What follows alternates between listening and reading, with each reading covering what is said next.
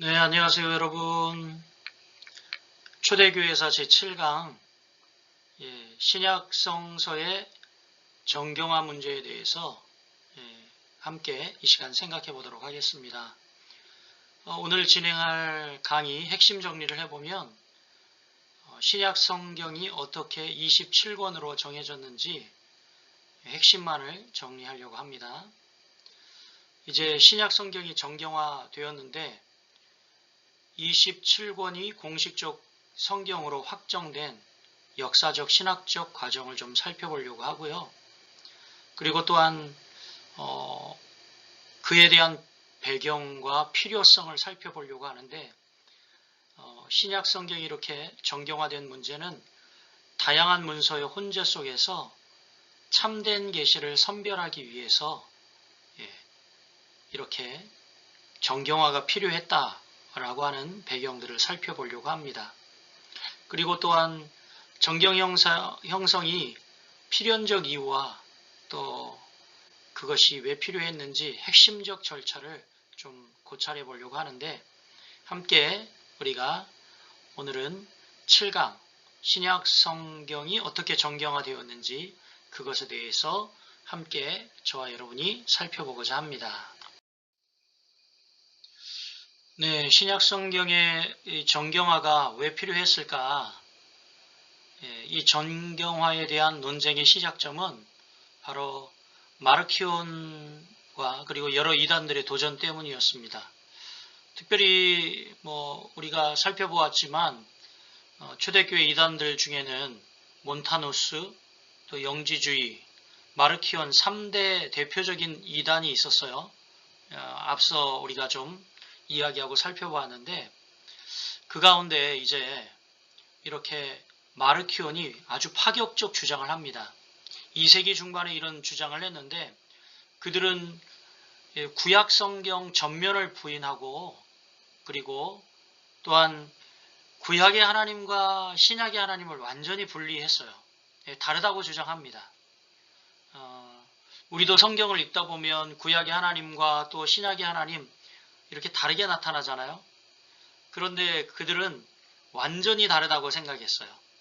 그래서 그들은 구약 성경을 제외하기를 주장을 했고요. 그리고 신약 성경만을 인정하기 시작했던 겁니다. 그래서 구약 성경을 전면 부인하고 이제 그 가운데에 신약 성경 27권 중에서도 누가복음하고 바울서신 10권만을 정경으로 인정하는 주장을 하기 시작했어요. 그래서 그것을 정경으로 편집하여 교회를 위협하기 시작했죠.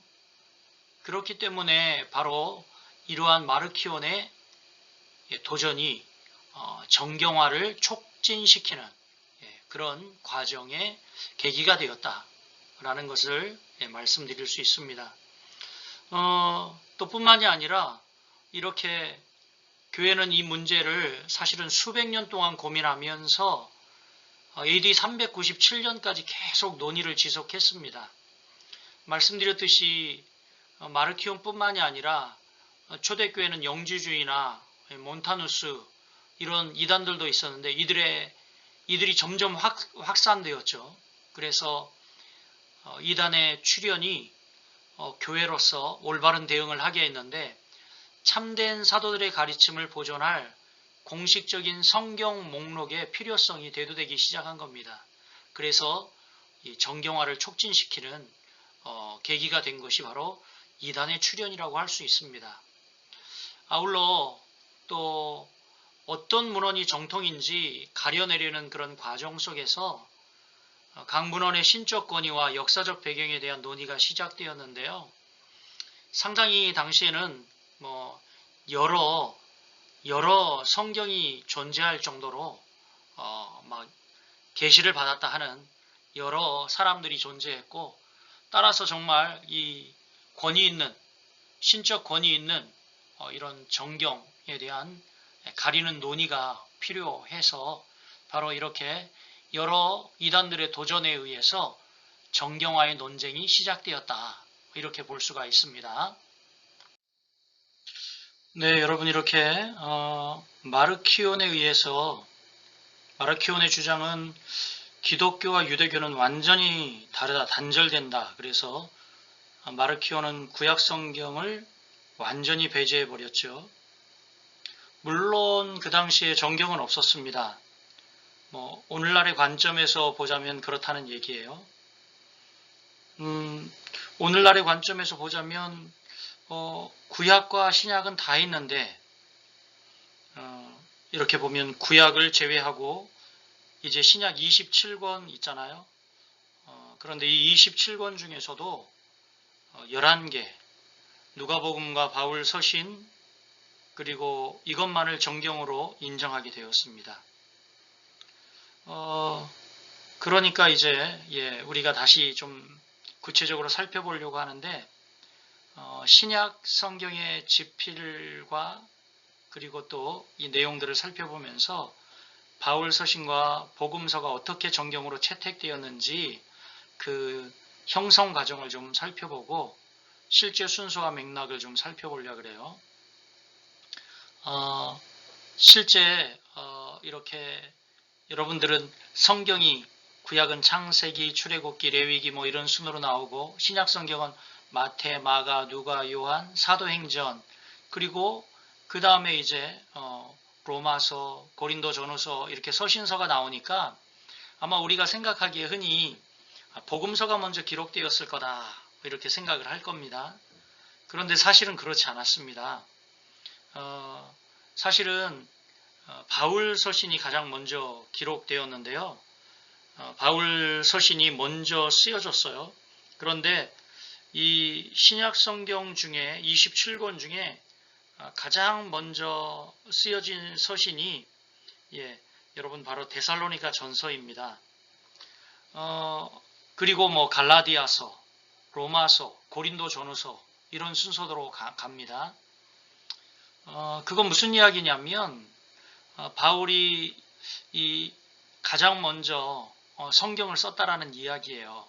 그리고 이때의 시기가 바울 서신이 AD 50년에서 60년 사이 저작했다라고 이야기를 하고 있어요. 일반적으로 그렇게 보죠. 그래서 바울이 이제 이 서신서를 기록하게 된 목적은 이제 상당히 많은 교회들이 세워지고 그리고 각 교회마다 이제 문제가 발생을 합니다. 그래서 바울은 이 교회의 문제를 해결하기 위해서 각 서신서를 써서 그 교회의 문제를 해결하기에 보내기 시작했죠. 이게 이제 바울의 서신서입니다.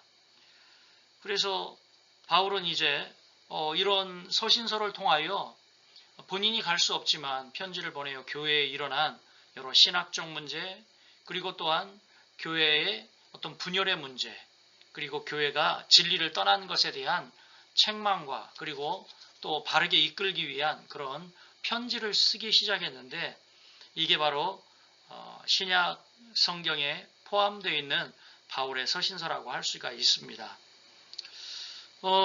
그런데 왜 그러면 복음서가 나중 기록되고 예수님 이야기가 후에 등장하느냐? 그것은 예수님의 이야기를 알고 있던 사람들이 현존하고 있었죠. 생존하고 있었다는 이야기입니다. 그러니까 이제 바울이 먼저 편지를 쓰기 시작했는데 어떤 문제에 대해서 바울은 이렇게 역사적으로 이야기하면 신약 성서를 통해서 이제 그의 편지를 통해서 어떤 문제 해결을 하는 과정 중에 편지라는 형태로 자기 문제를 교회의 문제를 해결하기 위해서 쓰기 시작한 거죠. 그런데 복음서는 왜 나중에 썼냐? 이제 예수님의 제자들이 점점 사라져가는 겁니다. 역사 속에서 그래서 이 예수님의 이야기는 꼭 보존되어야 한다. 그래서 이제 이 복음서가 기록되기 시작한 거죠. 복음서에는요, 여러분 4개의 복음서가 있죠. 사복음서라고 하죠. 마태, 마가, 누가, 요한.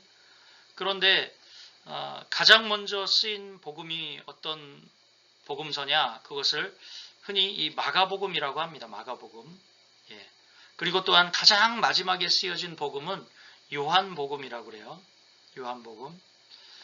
그리고 이 마태, 마가, 누가는 흔히 공간복음이라고 합니다. 공통적 관점을 갖고 쓴 이 복음서라는 이야기인데요. 이 공간복음 어렵긴 한데 요한복음과는 완전히 구별됩니다. 그 이유는 여러분들이 성경을 읽다 보면 금방 알 수가 있어요. 마태, 마가, 누가는 어떤 소설 형태로 기록되어 있지만 요한복음은 이런 서술 형태가 명확히 차이가 납니다. 그래서 눈에 확 들어오게 되죠. 이제 그걸 따로 설명하지 않아도 될 정도로 좀 차이가 납니다. 그래서 마태, 마가, 누가를 공통의 관점을 가지고 이제 있어서 바로 공간복음이다라고 이야기를 하고요. 이렇게 요한복음과는 좀 구별을 합니다. 교회사를 공부하다 보면 그런 분들은 좀 덜한데 여러분이 이제 어떤 성서신학적으로 이 문제를 접근하다 보면 성서 연대 문제를 정할 때 좀 헷갈리는 문제가 있습니다. 그 이야기는 좀 나중에 하고요. 어쨌든 이렇게 실제의 집필 순서는 바울 서신이 먼저 기록되었다. 그리고 후에 복음서는 AD 60년부터 90년 사이 그 뒤를 이어서 예수님의 제자들이 이제 실제 예수님을 목격하고 예수님과 함께 동역하고 사역했던 그 제자들이 다 이 세상을 떠나기 전에 그 복음서를 기록했다. 이렇게 보시면 됩니다. 이제 신약 성경에 굉장히 많은 부분을 차지하고 있는 이 바울 서신의 실질적 성격을 좀 살펴보면 이제 앞서 언급했듯이 초기 교회 문제 해결을 위해서 13권의 편지를 기록을 하게 됩니다. 그런데 이제 초대교회는 이 중에 7권을 이것은 정말 바울이 실질적으로 기록한 서신이 맞다라고 진정성에 대해서 모든 사람들이 보편적으로 합의를 시작을 합니다. 합의를 하죠. 그래서 이렇게 바울 서신의 실질적 성격을 그들이 입증하고 그리고 확인하면서 이렇게 바울 서신을 바로 정경 가운데 인정을 하게 되고요. 또 이제 사복음서는 점차 모음집 형태로 이렇게 결합되어서 이제 초대교회의 예배와 교리 교육에서 핵심적 권위를 가지고 사용하게 됩니다. 예수님의 이 제자들에 의해서 기록된 이 복음서는요, 점차 시간이 지나면서 이렇게 결합되어서 모음집 형태로 완성이 되어 간 거죠. 그리고 아울러 이제 기타 문서도 점진적으로 유통되기 시작했습니다.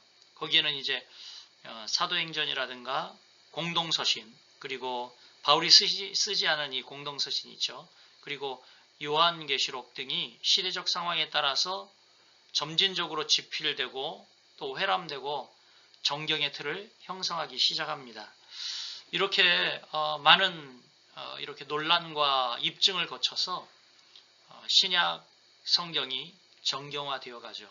특별히 이 정경의 귀한 골자를 이루는 것은 바울 서신과 복음서가 중심이라는 이야기입니다. 그래서 이렇게 신약 성경이 집필과 그리고 사용이 이렇게 되었다는 것을 우리가 살펴보았습니다. 네, 정경화 기준의 합의에 대해서 살펴보려고 하는데 과연 무엇이 성경이 되었는가? 정경 채택 기준에 객관적 원칙 4가지가 존재했습니다. 예를 들면 이렇게 사도 바울이 서신서 13권을 썼습니다. 그런데 여러분 아시다시피 예수님의 제자 중에 제자는 베드로잖아요. 그런데 베드로가 쓴 서신은 사실은 2권밖에 없어요. 베드로 전후서죠. 그래서 거의 보수적 학자들의 견해는 13권 모두가 사도 바울이 썼다. 이렇게 이야기를 하지만 그런데 이제 바울의 어떤 추종자가 썼다. 이런 견해도 있고요. 그리고 특별히 히브리서 같은 경우는 아직까지도 누가 썼느냐 이런 굉장히 논란이 존재하고 있습니다. 그리고 아울러 야고보서도 마찬가지죠. 야고보서의 주요 주제는 보면 예수님의 젖동생인 야고보가 이 서신을 썼지만 거기에 보면 행함이 없는 믿음은 죽은 믿음이다 라고 이야기를 하죠. 바울이 썼던 로마서에서 이신득이 이신칭의와는 전혀 다른 그런 맥락에 오직 믿음으로만 구원을 얻을 수 있다라는 이야기를 뒤집는 그런 이야기라 심지어는 이제 루터 같은 경우는 이 야고보서는 정경에 들어갈 수 없다. 야고보서는 지푸라기 서신이다 라고 이야기할 정도로 좀 상당히 정경성에 대한 논란이 있었습니다. 이런 논란이 최종적으로 AD 397년에 최종적 정리가 되는데요. 397년 이제 이 최종적 카르타고 공회에서 이 성경을 정경 66권을 이제 이렇게 다 수용을 합니다. 그래서 397년 이 카르타고 공회에서 최종적 회의를 거쳐서 이렇게 정경으로 채택하지만 딱 마무리됐느냐? 그건 아닙니다. 397년 이후 하나를 빼거나 하나를 더하는 것이 굉장히 심각한 교회의 문제가 됩니다. 어쨌든 뭐 최종적으로 결론적으로는 397년 카르타고 공회가 성경을 정경으로 채택을 하는데 결정적인 계기가 되었어요. 그럼 어떤 성경이 정경으로 채택되었느냐? 이제 우리가 굉장히 중요한 것이라고 생각되어지는데 이 정경 채택의 기준에 객관적 원칙 4가지가 있었습니다. 그것은 첫째 뭐냐면 사도성이었어요. 사도성. 중요하죠. 사도성. 예수님의 직접 제자 혹은 그들과 밀접하게 관련된 인물의 저작인가 라는 것입니다. 그들이 기록한, 사도들이 기록한 그 문건 자체가 정경으로 채택될 수 있다라는 것이고, 두 번째는 연대입니다. 연대. 예수님 및 사도시대와 근접한 시기에 기록되어서 역사적 신빙성을 갖고 있는가라는 거죠. 뭐 말씀드렸듯이 이제 뭐 최초의 성경은 AD 50년경 이제 기록이 시작되었다면, 신약 성경이 기록되었다면 이렇게 카르타고 공회가 397년이니까 약 300년 기간 동안도 많은 그런 성경이 기록되었다라는 거죠. 정경 아닌 성경들이 기록되어서 서로 이것이 진짜다, 저것이 진짜다 이렇게 주장을 했는데, 근데 정말 중요한 것은 바로 연대성이라는 거죠. 예수님과 사도 시대에 근접한 시기에 기록되었는가. 역사적 신빙성을 갖고 있는 것들이 바로 정경으로 채택되었다라는 거죠. 그리고 또한 중요한 것이 교리의 정통성입니다.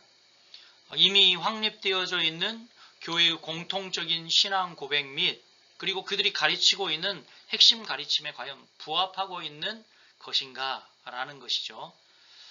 그런 측면에서 뭐 여러분도 알다시피 이렇게 그 캐톨릭은 외경을 채택해서 사용하잖아요.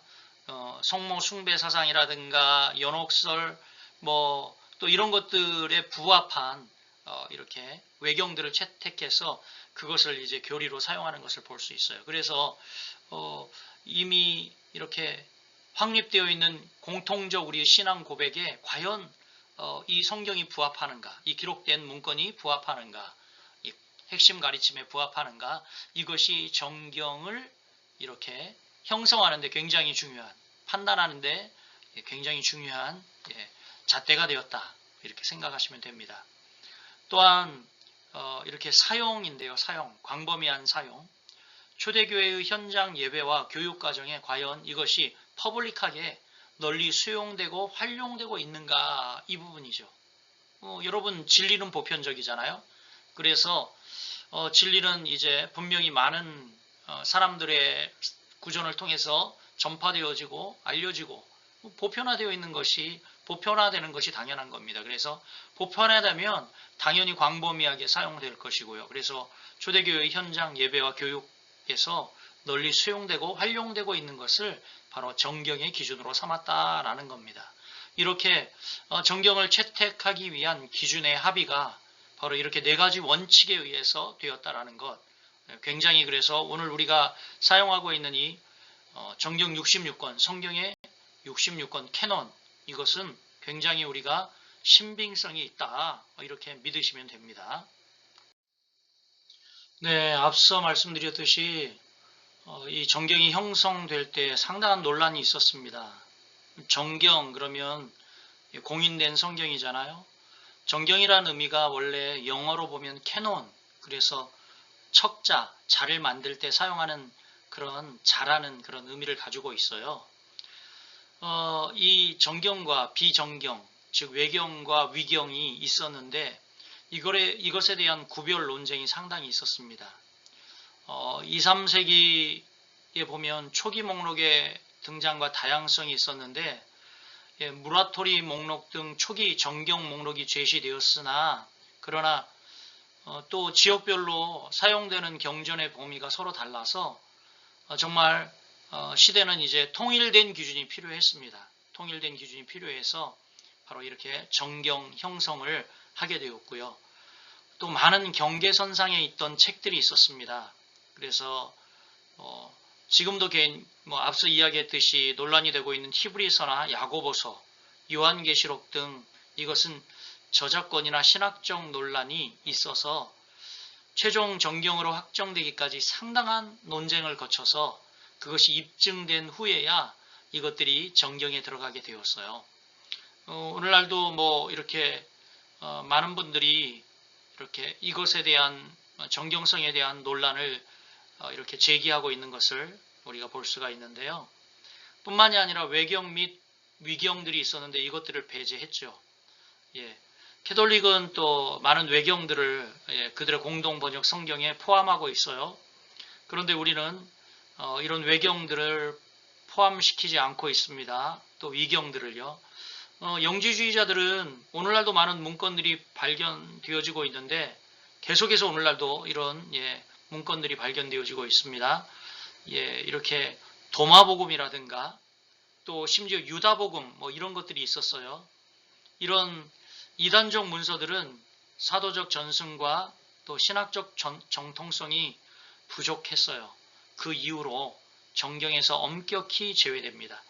한참 이제 이 자질이 모자랐죠.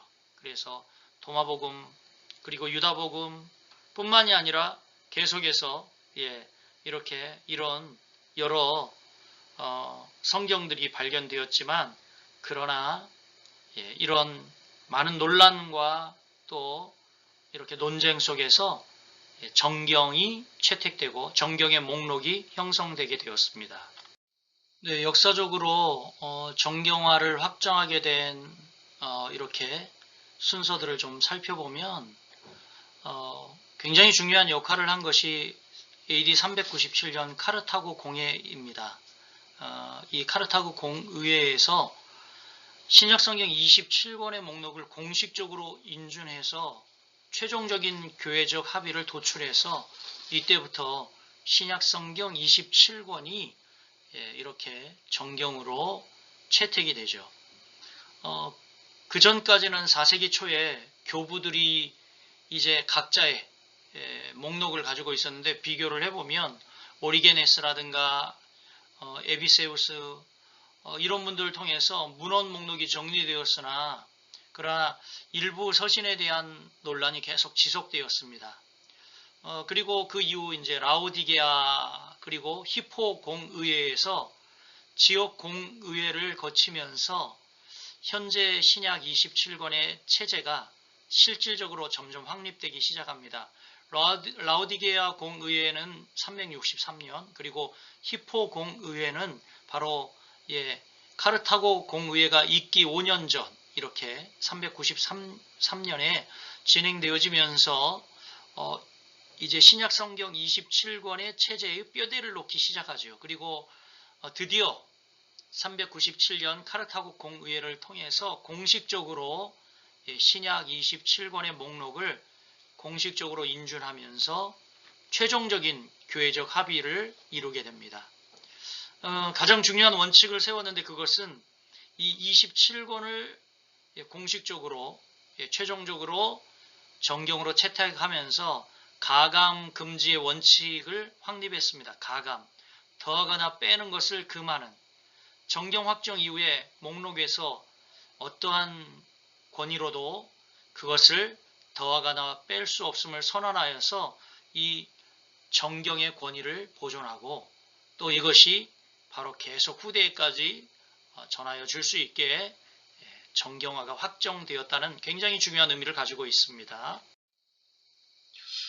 네, 이렇게 성경의 정경화는 한순간 인위적 결정이 아니라 오랜 시간 여러 교회의 전통에서 자연스럽게 확립된 결과물입니다.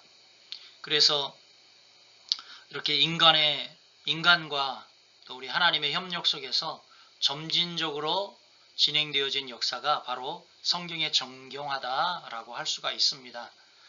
그리고 아울러 공동체의 끊임없는 읽힘과 사용을 통해서 경전의 권위가, 이 정경의 권위가 점점 더 세워져 갔고 이것은 또 신앙적 고백과 역사적 합의의 산물이라고 볼 수가 있습니다.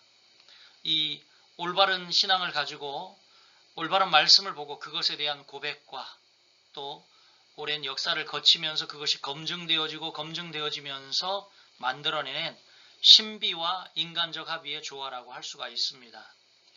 뿐만이 아니라 이 신약성경 27권의 목록을 신앙의 척도로 교회는 삼았고요.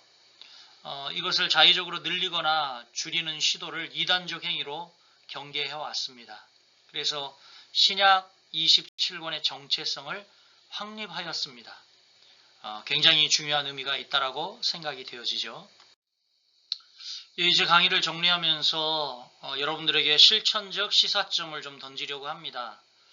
오늘날 과연 우리에게 이 신약 성경의 정경화가 갖는 의미가 뭔가, 이 과정이 우리에게 주는 의미가 뭔가. 먼저 신약 성경 27권은 단기간의 결정이 아닌 정말 약 300년 수세기에 걸친 논의와 역사적 사용을 통해서 형성된 견고한 신앙의 토대라는 것입니다. 이것은 즉 역사적 검증의 결과물이죠. 그래서 여러분 이것을요 우리는 진리로 믿어야 합니다. 진리로 믿어야 하고 그리고 분명히 이것은 역사적 여러 시간을 통해서 검증된 것이므로 우리는 그것을 오직 말씀을 우리가 신뢰하고 이 말씀을 그대로 믿는 저희들이 되어야겠죠. 또 아울러 공의회에서 결정했듯이 추가나 삭제를 금하는 이것은 우리가 지켜야 할 정말 객관적인 경계이고 또 존중해야 할 표준이라고 생각합니다. 그래서 우리는 이렇게 성경을 가감하는 것 이것은 이단이라고 하잖아요. 그래서 그런 일 없이 추가나 삭제를 금하고 또 이렇게 주어진 그 말씀을 표준, 즉 캐논으로 생각하고 척자로 생각하고 삶의 잣대로 생각하고 이것을 우리가 전하고 제시해야 한다는 거죠. 또 중요한 것은 이것은 기록된 문자를 넘어서 각권이 가진 사도적 권위와 정통성을 오늘날 삶 속에서 생생하게 재확인해야 합니다. 그래서 우리는 정경으로 주어진 이 말씀을 살아내야 하는 그런 책임과 의무가 있다는 거죠. 이제 강의를 마치면서 이렇게 정경이 채택되기까지 수많은 이단들의 도전과 그리고 또한 그것에 대한 응전이 있었고 수많은 이 역사의 시간들을 통해서 정말 하나하나 진리가 더 견고해지고 또 가려지는 분명하게 가려지는 그런 좋은 결과가 있었다. 그리고 오늘날 우리는 더 명료하고 명확한 하나님의 말씀을 붙들고 믿을 수 있는 그런 토대가 형성되었다. 라고 볼 수가 있습니다. 예, 이렇게 오늘은 신약 성경이 어떻게 정경화되었는지 그 정경화의 배경과 그리고 또 구체적으로 그 안에 있었던 역사와 과정들을 살펴보면서 오늘 우리에게 주시는 그런 귀한 말씀들을 상고해 보았습니다. 그러면 다음 시간에 또 우리가 함께 뵙도록 하겠습니다. 감사합니다.